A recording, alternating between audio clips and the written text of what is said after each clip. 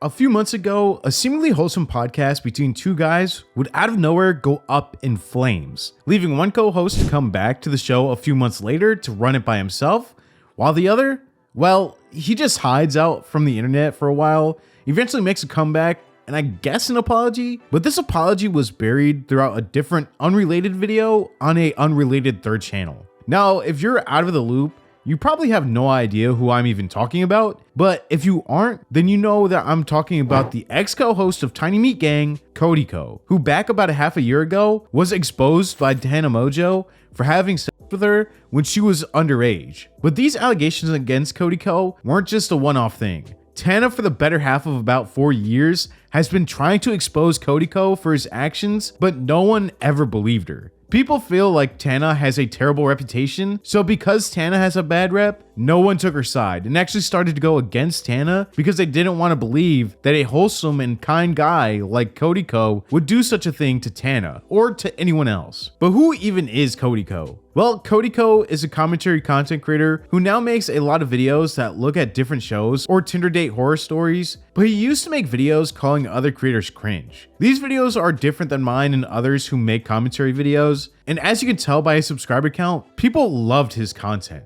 But this subscriber count used to be a lot higher, actually over 6.2 million subscribers. These allegations against Cody weren't the nails in the coffin for his career. It's how Cody handled these allegations that really destroyed his career. Let's go back to July 14th, the day that Dangelo Walace released the video that would derail Cody Ko's career, which was titled An Uncomfortable Conversation About Cody Ko. This one video shined a light on the whole Cody and Tana situation. This video also went into detail the many times that Tana tried to speak out against Cody, but because he was a huge YouTuber, no one took her side. And other huge YouTubers within the genre didn't go against Cody because they felt like they were gonna go against a friend within the community. Dangelo Walace also showed a video from Gabby Hanna, who spoke about the night in question where Cody was making out with Tana and how Gabby told Cody that Tana was underage, but he went on to sleep with Tana later that night anyways, even after all the warnings. An uncomfortable conversation. Someone has been alleging for years now that you, one of the largest commentary creators on YouTube,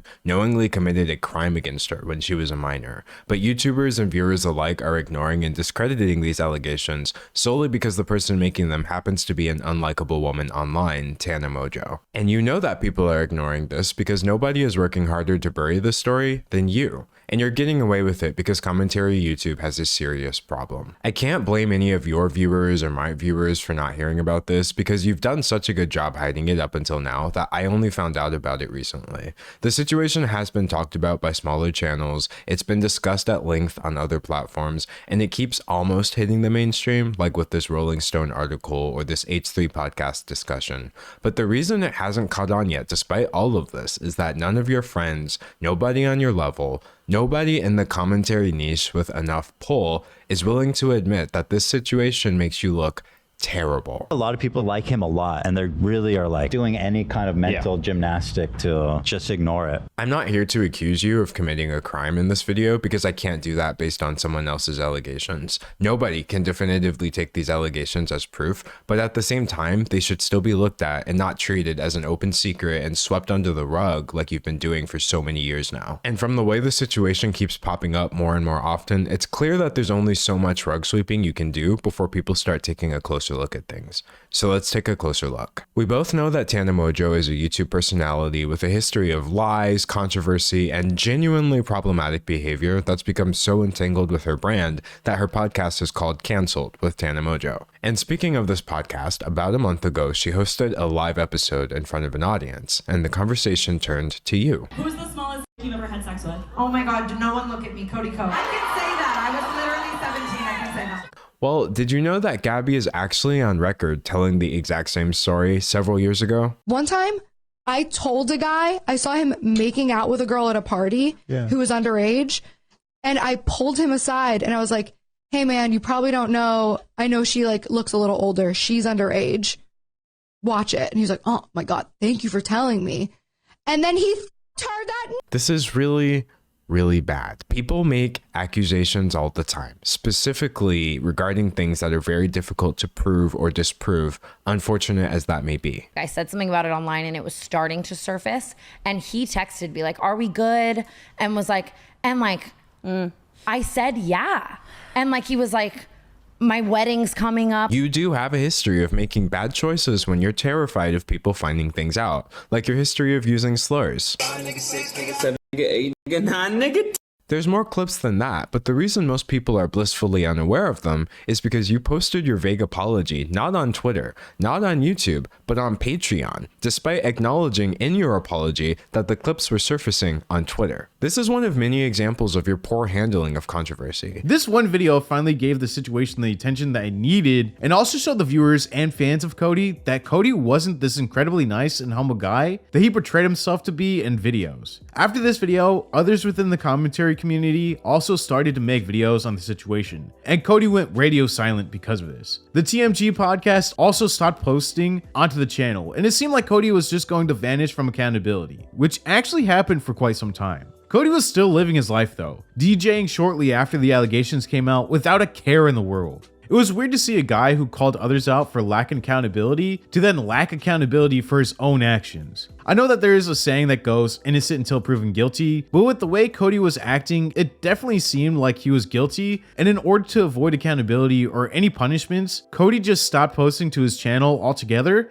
in hopes that this angry mob would forget about him and he'd be able to come back later down the line and be forgiven, or all the allegations would be forgotten. Fans of Cody were hurt, upset, confused, and didn't know what to believe. But sometimes no answer is an answer, and with so much evidence stacked up against Cody, it was only a matter of time before he had to make a statement about the situation, which he wouldn't do for a while. A few weeks after the situation unfolded, TMG Studios released a statement regarding Cody Ko and the path that the podcast and the business would be going, and all the paths were without Cody. The statement read, "As we enter into this next phase of the studio, we wanted to let you know that Cody will not be involved in the day-to-day operations at TMG Studios. What has transpired over the past few weeks is a personal issue for him, and Cody wants to remove any effect this is having on your professional and personal lives and the work you and our other hosts have done to make TMG Studios so successful. Noel will continue to lead the team. His top priority remains the life and growth of the studio and its talent. Our audience sees your hard work every week, and we want that to continue. They deserve it, and so do you. We have built something truly special, and he's committed to keeping that alive and well. Sincerely, Cody and Noel." Even though this seemed like a decent response, people were concerned, thinking that Cody probably still had stake in the business, which meant that regardless of if he was on screen or behind the scenes, he'd still make money from the studios. But again, we wouldn't get anything else until a couple weeks later, where in a video, Noel would start it off by addressing the situation, stating that he wouldn't speak about the Cody situation and wants to just leave it off with the business being his main priority, focus, and concern. What's up, everybody? Before we start this episode, I want to start by saying thank you for just how supportive and understanding you all have been, and patient above all. And understandably, a lot of you want to know what I have to say about everything that's happened, and the reality there is that I'm not in a position to speak about the situation. And at this point, really, the thing I have to focus on is how to move forward. Which leads me to say, I want to thank everyone as well that just sent me messages of support, just directly to me. That has been just very motivating and reassuring, not just for me, but for everyone at the studio. That's kind of given us the energy we needed to, take the first step back. I took some time and figured out a new direction for the show and where I want the company to go overall. And so this episode, we didn't shoot it in studio. It's actually kind of a crazy story. We flew to West Virginia, drove through a creek bed, hiked half a mile with the gear to film with the guest. And it turned out to be just a great story overall. We'll be filming out of studio for the next few weeks, and that's just because I want to build a new set. And that's kind of the plan. Again, I just want to thank you all. You have supported me for years, almost a decade, and you've supported this studio for years, and we all fully intend to give you what you've given us for so long. That part is not going to stop. So, yeah. It means the world to me just how much you all have been there for me, and I fully intend to, just keep at it and keep making things that I hope you love and enjoy.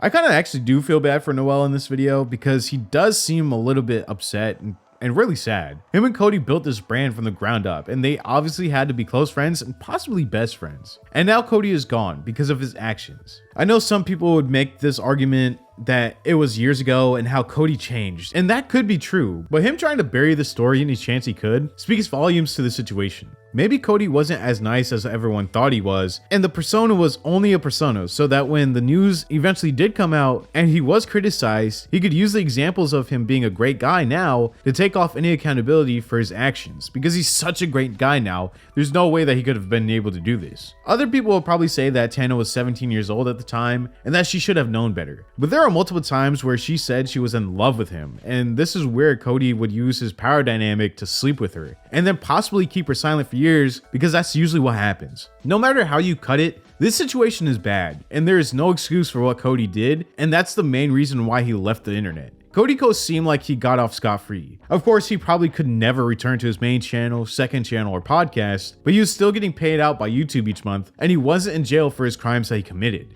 After about 6 months of silence, Cody actually posted a response, or like an apology, but not really an apology. So yeah, just a response, I guess. And it wouldn't be on his main channel or second channel or podcast. It would be on a third channel for his marathon racing videos that don't really even get that much traction. In a video titled 34 Miles, at the very end of the video, Cody states that he's going to be the best person that he could try to be for his family and himself. Of course, there was no apology in this video or even hint at what he was even speaking about. So if no one was caught up with what happened or didn't know why Cody stopped uploading to his channels altogether, they would not know what he was talking about. And that's exactly what Cody wanted. He wanted people to just be like, oh, he apologized for something, but I don't know what. But I'll accept it because I'm a fan of his. It makes it seem like he did nothing wrong, and now it's just a small controversy, but it was much bigger than what he was trying to make it seem. I'm gonna do it. Obviously, I understand I've been offline for months, haven't made videos for, that whole time. And I also understand if your opinion of me has potentially changed over the last few months. I spent the first half of my career criticizing people and judging people online. So, I don't begrudge your judgment of me by any means. I just think all I can do right now and moving forward is just try to be the best person I can be for myself and for my family, and just try to continue putting the best shit out there that I can. So that's what I'm going to do. And if you stick around to watch it, I very much appreciate it from the bottom of my heart, truly. And so that's the plan. 3:30 marathon in March, hopefully. And you're going to see the process. So I will see you soon.